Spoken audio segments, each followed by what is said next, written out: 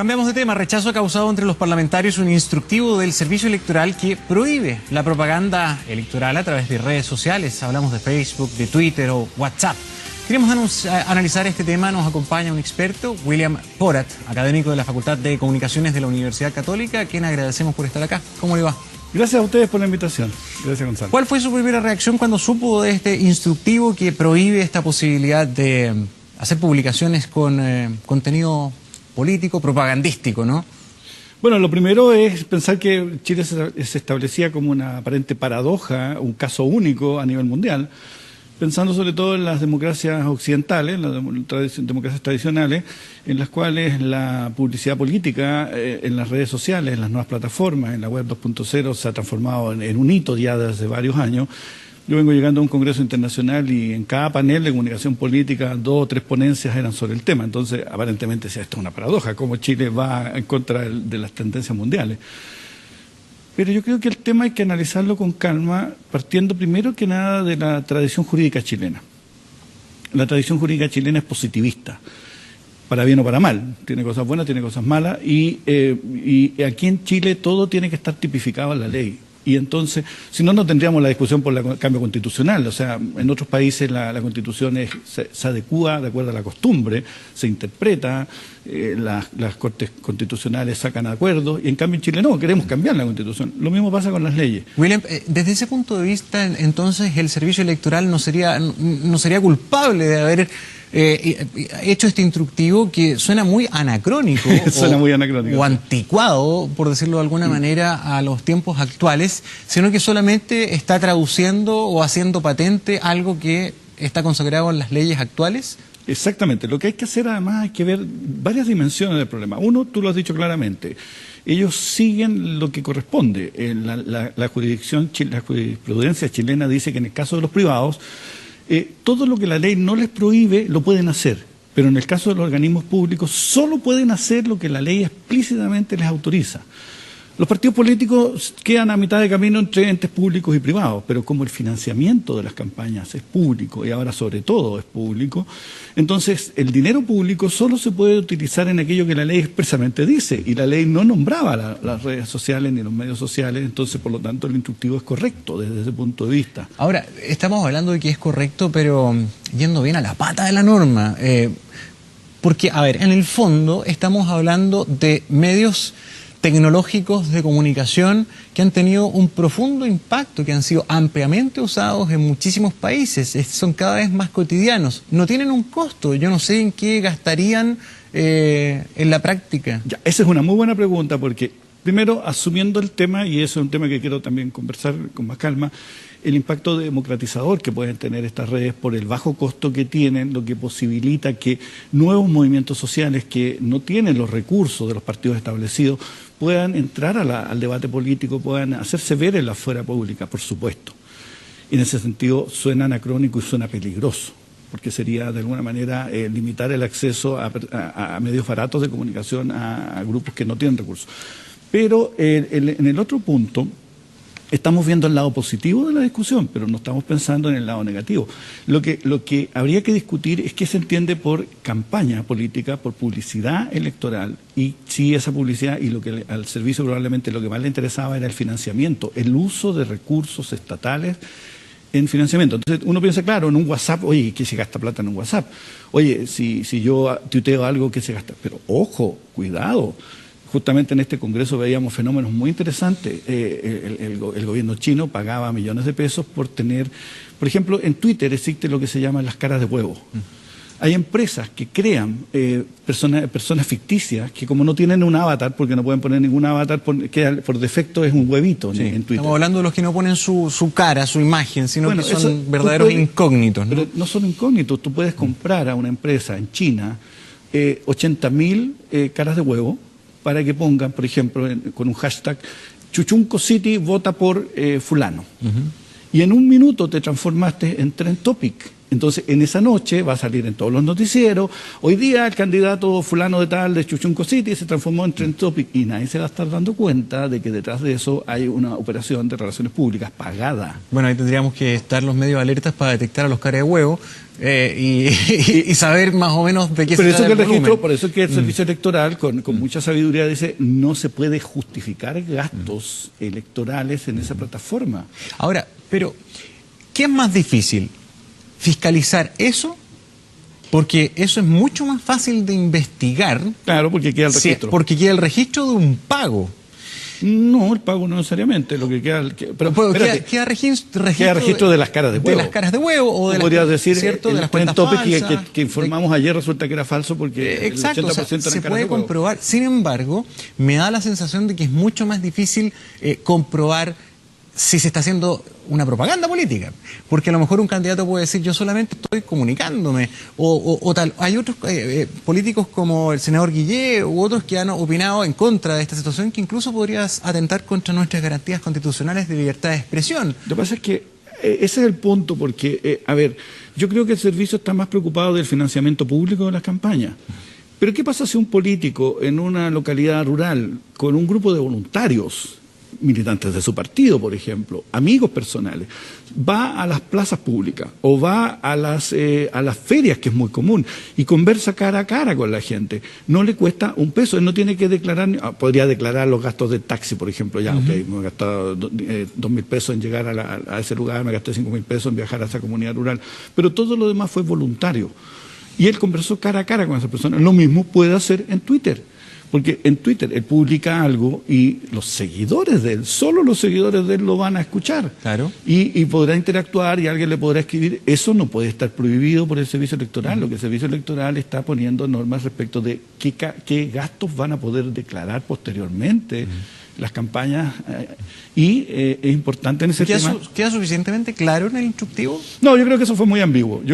Ahí está la ambigüedad, porque si hubiera dicho solamente vamos a prohibir el uso de las redes sociales, toda vez que se utilicen recursos públicos para pagar esas redes sociales, como usted dice, usando huevos o pidiendo a la Facebook que tú puedes comprar likes, se compren likes, que es parte del negocio. O tú puedes pagar avisos en YouTube. También. Pero si el instructivo fuera 100% claro, hubiera dicho prohibimos el pago, tal vez no sería tan discutible, pero da la impresión de que es bastante genérico y dice no se puede usar. Entonces, no se puede usar para hacer... Llama la atención porque incluso si usted le pregunta a la ciudadanía qué prefiere, que le llenen las esquinas de palomas, de papeles inservibles, basura, o prefiere que le use las redes sociales, que incluso si yo me aburro, los puedo bloquear y no los veo. Entonces es más democrático. Yo no puedo incendiar las palomas de la rotonda. No, porque sería un atentado. Es que eso es muy interesante, porque aquí había una gran preocupación por la pureza, por el ambiente, por la limpieza del ambiente físico. Pero también tenemos que tener cuidado, y eso es muy importante de la legislación, porque ahora los políticos quieren legislar muy rapidito para que se incluya la publicidad electoral en estas plataformas virtuales. Pero también podemos llegar a ensuciar el medio ambiente virtual. ¿Qué pasa si un político compra las bases de los celulares de Chile y manda un WhatsApp a todas las personas de 40 líneas diciendo, y no él, sino que un amigo de él, dice, Juanito Pérez, yo recomiendo votar por el concejal de Vitacura? Y todos tenemos que leer un WhatsApp de 15 líneas, 20 líneas, qué horror. Claro, yo puedo bloquear a ese señor, pero mañana me va a escribir otro señor y mañana me va a escribir otro señor, como de hecho lo hacen las compañías que te venden cuánta cosa te pueden vender porque compraron las bases de datos y te están vendiendo todos los días spam. Ese es un problema hace mucho rato. El spam a nosotros nos molestaba mucho cuando nos llamaban por teléfono y decían, hola, te habla con los palotes y estoy pidiendo, y cuando sonaba a las 11 de la noche, entonces, ahora estaba prohibido el teléfono. Y ahora lo quieren incluir. Sí. Tal vez no es buena idea que lo incluya. Yo creo que es muy sana idea que el teléfono siga siendo prohibido, usado para financiar campañas electorales financiadas, pagadas. Pero tal vez discriminar un poco en la naturaleza del medio electrónico, porque tal vez el WhatsApp, claro, es algo mucho más personal, está asociado al número celular, donde más bien uno configura redes de las sociales más cercanas, colegio, apoderados, trabajo, amistad de familia. Si alguien sabe tu número, te puede mandar un WhatsApp. No, si estamos de acuerdo, pero ¿no sería mejor en estos instructivos prohibir que se use el WhatsApp? Pero tal vez sí que se pueda usar el Facebook o el Twitter, que son mucho más abiertos y uno puede tomar medidas o tienen herramientas para silenciar, bloquear o no recibir ese tipo de... Claro, lo que pasa es que ahí es donde, digo yo, tenemos siempre este problema de la jurisprudencia positivista en Chile, de que las cosas tienen que estar... ¿Te acuerdas cuando a Sebastián Piñera le intervinieron una conversación telefónica vía celular y que la legislación no lo contemplaba? Entonces los culpables salieron sin polvo y paja. Ese es un problema, esa es la parte negativa de nuestra jurisprudencia positivista, que todo tiene que estar específicamente tipificado, entonces por tipificarlo en detalle al final se cometen errores y oye, no voy a poder conversar con mis amigos de política y 4 o 5 políticos no van a poder conversar entre ellos en WhatsApp de política o de si vota por fulano. Ahora, ¿qué capacidades hay de fiscalizar esto? Porque ya es difícil la fiscalización de la propaganda actual. En el caso del instructivo del servicio es súper claro. En estos momentos ningún político va a poder imputar a gastos de campaña haber comprado like en Facebook, ni haber comprado caras de huevo en Twitter, ni haber comprado plataformas telefónicas para mandar WhatsApp. Eso está claro, no lo van a poder hacer. Y eso es muy bueno para la ciudadanía. Eso no es malo. Ahora, dando vuelta un poco el argumento, ¿no será bueno también que exista más información, sobre todo en el momento político que vivimos, donde se quiere fomentar la participación, exacto, donde se quiere fomentar la información, que se conozcan más las propuestas? Tal vez sería una buena forma, ¿no? Ahí de acuerdo. No de llenar de panfletos con vote por, sino que tal vez, pucha, postear una solución previsional o municipal, no sé. Es que ese es el mismo problema bueno, ahí hay dos cosas. Uno, primero, las grandes potencialidades que tienen los medios sociales, la web 2.0 para que haya una esfera pública más participativa. Hay una gran promesa que hasta el día de hoy ha sido incumplida, de que esto va a potenciar un poco más la democracia. Pero usted señala, o tú señalas, perdóname si te tuteo, el tema de que las propuestas sean más de contenido.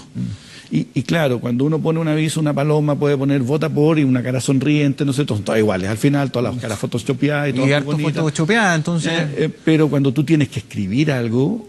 cambia la cosa. Cambia la cosa. Y además que, ¿sabe qué? Es tan importante esto porque de una u otra manera el contenido te compromete.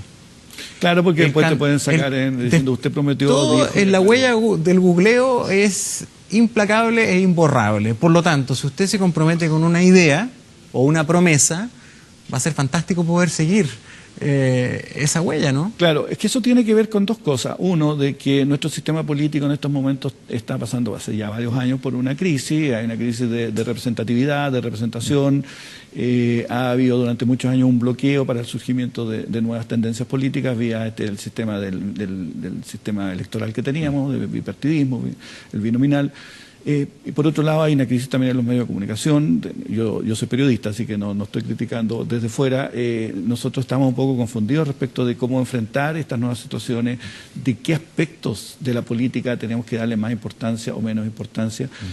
Cuando uno ve los comentarios y las noticias al día siguiente de un debate en televisión, se habla mucho de la corbata, del gesto, de si transpiró, si habló de corrido.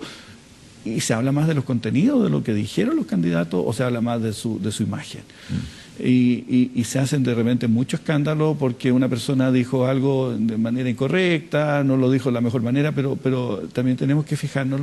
Yo creo que este canal tiene una ventaja porque tiene más tiempo para tratar las noticias. Eso es importante en el periodismo.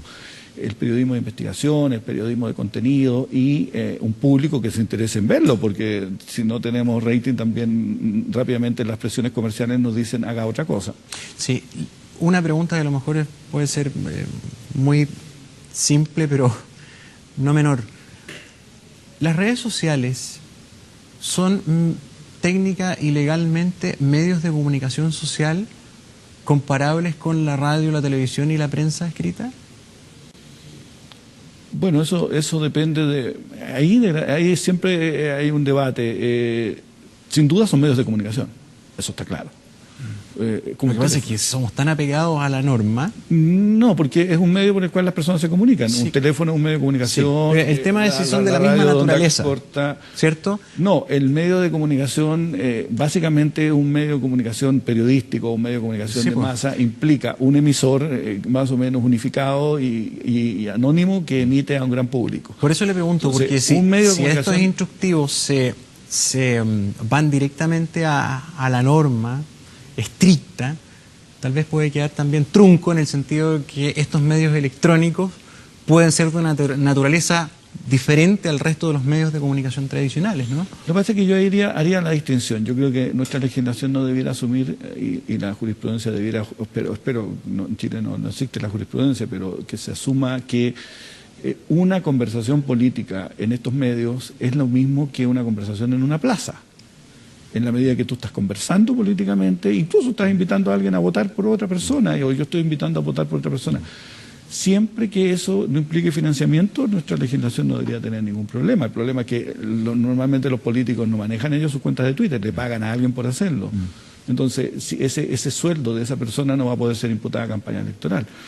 Pero da la impresión, William, que deberíamos actualizar, buscar la manera de poder darle cabida de una forma... de una forma correcta a que la política también utilice las redes sociales. ¿Sabe por qué? Porque suena tan llamativo. Bueno, nos falta mucho por avanzar en nuestro país. Hoy día se aprobó el voto del chileno del exterior. Otros piensan que ojalá en Chile tengamos el voto electrónico. Pero uno ve, por ejemplo, lo que pasó con el golpe en Turquía y vemos un presidente que se dirige al país a través de YouTube, o sea, en un momento de crisis, de un golpe, pesca su teléfono y su medio de conexión social no es la tele, no es la radio como antaño. No, claro, por eso YouTube. Por eso es lo que yo señalo, son medios de comunicación. Sí. Pero eso solo impactan al público si de alguna manera, ahora es posible, claro, con Twitter, que te retuitean, que tú puedes impactar al gran público sin necesidad.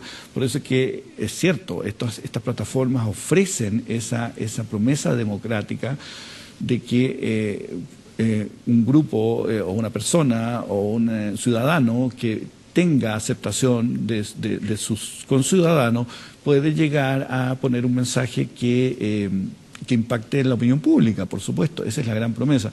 Pero hasta el día de hoy la verdad es que esa promesa está bastante incumplida. Generalmente los políticos usan estas medios sociales de la misma manera como han tratado de usar la televisión o usaron la radio o la prensa escrita en su momento.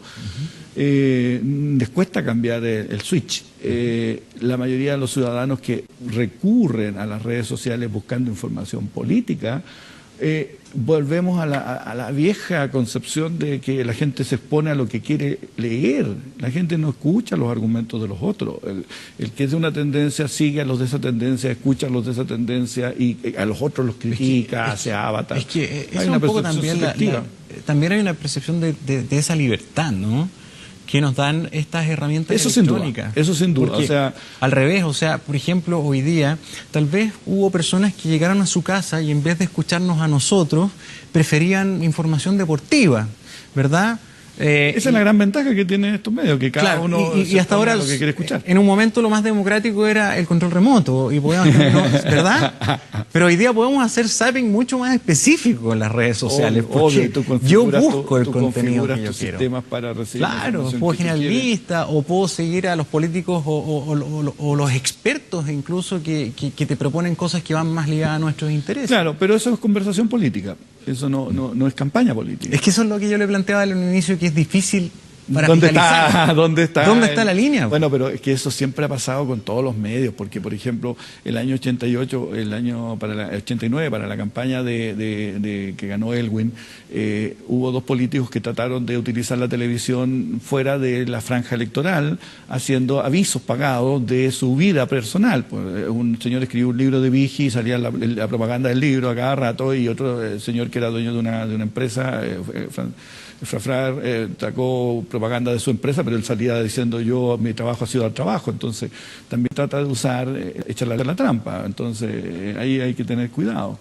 O sea, me preocupa a mí de que en este esfuerzo porque nuestra legislación se actualice a la existencia de los medios sociales y se posibilite sin ningún problema, no entiendo por qué podría haber problema, el debate político en los medios sociales, los políticos generalmente terminan usando con financiamiento público estos medios sociales para cigarnos de publicidad, de la misma manera como las palomas en las calles, como los teléfonos a las 3 de la mañana. Sí. Voy a citar a una colega de Radio Cooperativa, Paola Guillón, que acaba de publicar un mensaje que es muy atingente a lo que estamos conversando. Dice: Cervel Chile retiró el instructivo que prohíbe hacer campaña por redes sociales. Consejo Directivo está redactando comunicado.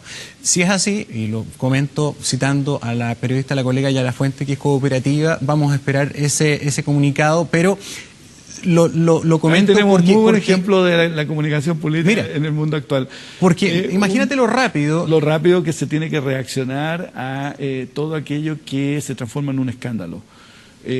Ese instructivo fue descubierto por alguien le pasó el dato, salió en un medio de comunicación, comenzó un debate en Twitter donde la gente decía: pero esto es el colmo, ¿cómo puede ser que no podamos hacer campaña en esto y no podamos hablar de política en esto? Hasta que finalmente el organismo que lo emite dice: no, a ver, un momento, lo vamos a revisar. Y te das cuenta que antes jamás supimos, o demoraba muchísimo más tiempo conocer los instructivos. Pero es que hay que tener también cuidado, porque por un lado la rapidez es buena cuando permite que se corrijan errores, cuando se reinterprete correctamente una legislación, o cuando las instrucciones a los que tengan que posteriormente rendir las cuentas de lo que gastaron en esta campaña lo hagan correctamente.